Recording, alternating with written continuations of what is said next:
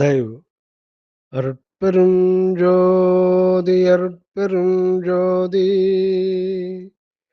தனிப்பெரும் கருணை அருட்பெரும் ஜோதி. திருவுருட்பா தலைப்பு உறுதிகுரல் பாடல் எண் 9. பாட்டும் பொருளும்.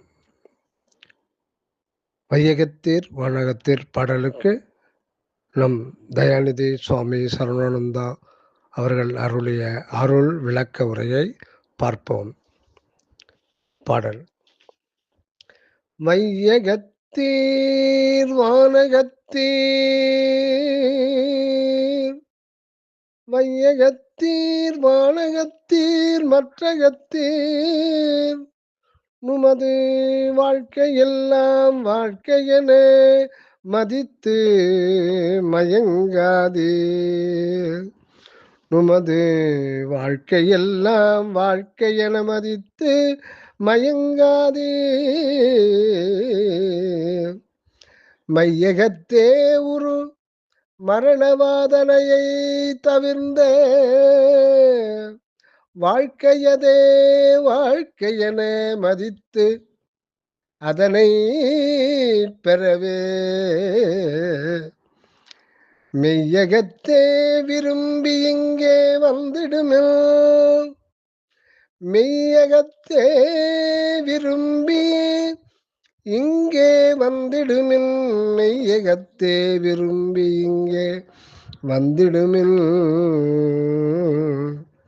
எனது மெய்ப்பொருளாம் தனித்தந்தை தருணம் தனிலே, செய்யகத்தே வளர்ஞான சித்திபுரம் தனிலே சித்தாடல் புரிகின்றார், திண்ணம் இதுதானே திண்ணம் இதுதானே. அருள் விளக்க உரை. இச்செய்யுளில் வாதனையற்ற நித்யானந்த வாழ்வில் என்றும் விளங்க உறுதியான வழிவகை கூறப்படுகின்றது. இதுபோன்ற வாழ்வு வாழக்கூடும் என்பதே பிறரால் இதுவரை நினைத்து கூட பார்க்க முடியாதிருந்தது. ஏதேதோ விதிமுறைகளை அனுசரித்தும் சாதனைகளை புரிந்தும் சக்தி சித்திகளை பெற்றும் ஒரு சிலர் தம் ஆயுளை ஓரளவுக்கு மேலே நீடிக்கச் செய்து கொண்டு இவ்வுலகிலும் எண்ணறிய வானுலகங்களிலும் பிற இடங்களிலும் வாழ வல்லவர்கள் ஆகின்றார்கள். ஆனாலும் அவர்கள் வாழ்வில் நித்யானந்தம்தான் நிலவவில்லை. அவர்களெல்லாம் மலம் குணம் சம்பந்தத்தாலும் உண்மை அருளை பெறாததாலும் அகங்காராதி தோஷத்தாலும் சதா அவஸ்தைகளை அடைந்து அடைந்து அருள் விளக்கம் ஒழிந்து அக உணர்வில் இருளடைந்து மரணம் என்னும் பேரந்தகாரத்தில் மறைந்தே போகின்றார்களாம். இனியும் ஆன்மாக்கள் அப்படி மடிந்து வீண் போகாத வண்ணம் அருள்நிலை அடையவே இவ்வுறுதி வாசகம் புகன்றுள்ளார் நம் திரு அருட்பிரகாச வள்ளல் பெருமானார். வையகத்தீர் வானகத்தீர் மற்றகத்தீர், நுமது வாழ்க்கையெல்லாம் வாழ்க்கை என மதித்து மயங்காதீர் என்கின்றார். ஆம், இந்த உலகத்தில் உள்ளவர்கள் ஏதோ நல்வினை பயனாலும் அதி முயற்சியாலும் அல்லது தந்திர சூது வகையாலும் சுகபோக வாழ்வில் கழித்து கொண்டிருக்கின்றார்கள். இவ்வுலகம் அல்லாத இதுபோன்ற மக்களினம் வாழ தகுதி வாய்ந்த எத்தனையோ கோடி கோடி உலகங்களிலும் இதுபோல சுக வாழ்வில் திளைக்கிருக்கின்றவர்கள் எத்தனையோ பேர் இருக்கலாம்.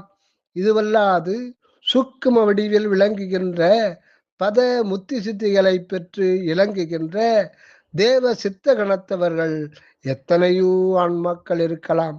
இவர்களெல்லாம் தம் தம் வாழ்க்கையே மேலானதாக மதித்தும் தம்மை விட மேலான வாழ்வில் இருப்பவர்களைக் கண்டு பொறாமைப்பட்டு அவ்வாழ்வை அடைய இச்சித்தும் மயங்கி கிடக்கின்றார்களாம். உண்மையில் அந்த வாழ்வெல்லாம் அருள் ஒளியில் கண்டால் மிக மிக மிக அற்பமானது என்று அறிந்து கொள்ளக்கூடும். அருள் உணர்வு இல்லாமையினால்தான் அப்படி ஒவ்வொருவரும் அந்த அனித்திய போக வாழ்வை மிக மதித்து முடிவிலே அழிவுறுகின்றார்களாம். பரந்த உள்ளத்திலே நிறைந்த தயவோடு பரந்த உள்ளத்திலே நிறைந்த தயவோடு எவ்வுலகத்தும் இப்படி பொய்ப்போக வாழ்வில் கழித்திருக்கின்றவர்களையெல்லாம் உண்மை சுகானந்த வாழ்வு பெற உறுதி கூறி அழைக்கின்றார் நம் வள்ளலார். இந்த அழைப்பு எப்படி எவ்வுலகத்தவர்க்கும் போய் சேரும் என்று சற்றும் ஐயுறத் தேவையில்லை. நமது வள்ளலார் ஏதோ ஒரு நாள் ஏதோ ஒரு சமயம் புறத்தே ஏதோ ஒரு மூலையில் இருந்து கொண்டு சொல்லவில்லை இதனை. இந்த உலகறிந்த வடலூரால் சுட்டப்படும் உத்தர ஞான சிதம்பரம் உத்தர ஞான சித்திபுரம் என்றெல்லாம் உண்மையில் விளங்குகின்ற அகவான்பதியிலே இருந்து கொண்டு இதை கூறினார். இந்த சத்திய ஞான வான் ஒளி எல்லா உலகத்து எல்லா ஆன்மப் பொறியிலும் அழியா பதிவு ஆகிவிட்டிருக்கின்றது, என்றும் கேட்கக்கூடியதாய் விளங்குகின்றது. ஆகையால் எவரும் எவ்விடத்தும் எக்காலத்தும் தயா உள்ளத்தில் இந்த அருள் அழைப்பை பெறுகின்றார்கள். அத்தோடு தம் சுகபோக வாழ்வு பயனற்றது என்றதை உணர்ந்து வெறுத்து விடும்படியாகவும் செய்கின்றார் நமது அருள் அண்ணலார். அவர்களையெல்லாம் உண்மையை நன்கு அறிந்து விரும்பி தம்மிடத்திற்கு வரும்படியாக அழைக்கின்றார். அந்த தம்மிடம் என்றால் நமது ஆன்ம நிலையம்தான் என்று அறிய வேண்டும் ஒவ்வொருவரும். இந்த ஆன்ம பதியிலே மெய்ப்பொருளாம் அருட்பெருஞ்சோதி தனித்தந்தை உலகறிய இது சமயம் எழுந்தருளி இருக்கின்றார். எழுந்தருளி தனிப்பெருங்கருணை சித்தாடல் புரிகின்றார் என்று உண்மை கூறி அறைகூவி அழைக்கின்றார். நீங்களும் இங்கு வருவீர்களானால் எனது அருட்பெருஞ்சோதி தந்தையாகின்ற தனிப்பெருங்கருணையை பெறுவீர்கள். பெற்றால் இருளடைந்து சாகின்ற மரண வாதனையை தவிர்த்தவர்களாகி என்றும் குறைவற்ற நிறை இன்பம் உடையவர்களாகி வாழ்வீர்கள் என்று அன்போடு வரவேற்கின்றார். இந்த வடலூர் சித்திபுரத்தை அடைவதற்கு பொருட்செலவும் உடல் பிரயாசையும் கால விரயமும் வாகனாதி வசதிகளும் வேண்டியதில்லை. தயவோடு கூடிய ஒழுக்கமும் சத்விசாரமும் செய்ய வேண்டும். அதுவும் ஒருமையோடு இருந்து வேண்ட வேண்டும். அப்படி செய்து கொண்டிருந்தால் விரைவிலே இந்த வடலூரையும் அவன் வளர் அருட்ஜோதி பதியையும் அடையப் பெறலாம். தயா ஒழுக்க ஒருமை விசாரத்திற்கு துணையாக அகமும் புறமும் வள்ளலாரும் அவர்தம் அருட்பாக்களும் நமக்கு கிடைத்துள்ளனவாம். இந்த உலகத்து எவரும் மற்ற எவ்வுலகத்து அவரும் தத்தம் அகத்தே இந்த அருட்ஜோதி வரியை கண்டு அடைந்து நல்வாழ்வு பெற வேண்டும் என்பதுவே ஆண்டவருடைய அருளாணையாகும். உண்மையை அறிந்து கொள்ளாமல் இதில் நம்பிக்கை வைத்தும் ஏற்றுக்கொள்ளாமல் எப்படிப்பட்ட வாழ்வுதான் வாழ்ந்தாலும் திருவுளப்படி நடந்து கொண்டவர்களாக ஆக மாட்டோம். ஆணையை அறியாதவர்களாய் மறுத்தவர்களாய் வீண் போகவே நேரும். ஆகையால் உங்கள் பகுத்தறிவில் எல்லாருக்கும் பொதுவான ஆண்டவர் அருள் ஒளியை ஏற்றி வைத்து வேண்டி பாருங்கள். எல்லோர் உள்ளத்தும் இந்த ஒன்றான கடவுளை காண்பீர்கள்.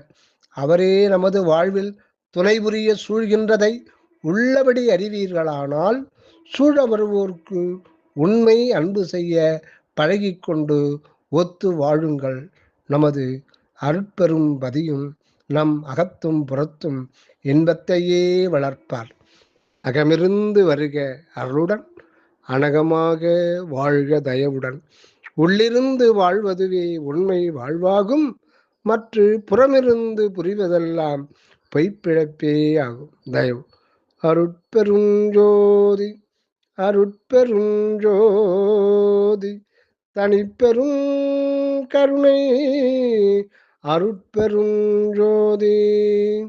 எல்லா உயிர்களும் இன்புற்று வாழ்க. எல்லா உயிர்களும் இன்புற்று வாழ்க.